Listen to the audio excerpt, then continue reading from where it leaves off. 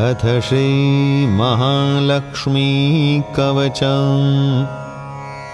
श्री गणेशाय नमः।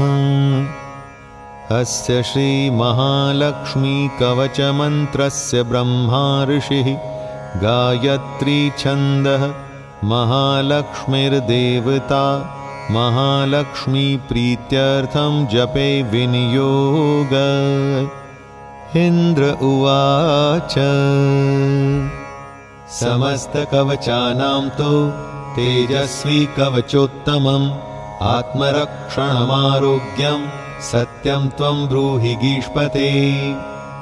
श्रीगुरुर्उवाच महालक्ष्म्यास्तु कवचं प्रवक्ष्यामि समासतः 14 लोकेषु रहस्यं ब्रह्मणोदितम्।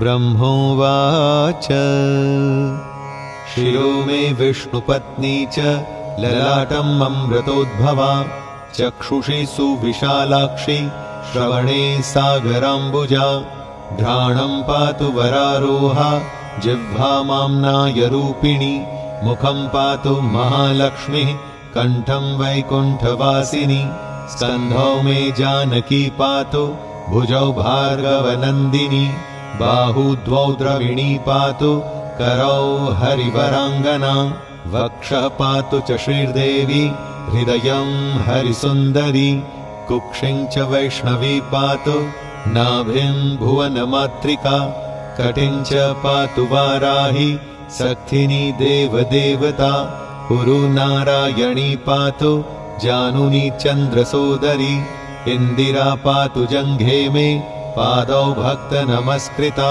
नखान्तेजस्विनी पातु सर्वाङ्गं करुणामयी ब्रह्मणा लोकरक्षार्थं निर्मितं कवचं श्रियः ये पठन्ति महात्मानस्ते च धन्या जगत्त्रये कवचेनावृताङ्गनां जनानां जयदा सदा मातेव सर्वसुखदा भवत्वं मरेश्वरी भूयः सिद्धिमवाप्नोति पूर्वोक्तं ब्रह्मणा स्वयं लक्ष्मीर्हरिप्रिया पद्मा एतन्नामत्रयं स्मरन् नामत्रयमिदं जप्त्वा स याति परमां श्रियं यः पठेत् स च धर्मात्मा सर्वान् कामान् वाप्नुयात्। इति श्री ब्रह्मपुराणे इन्द्रोपदिष्टं महालक्ष्मी कवचं सम्पूर्णम्।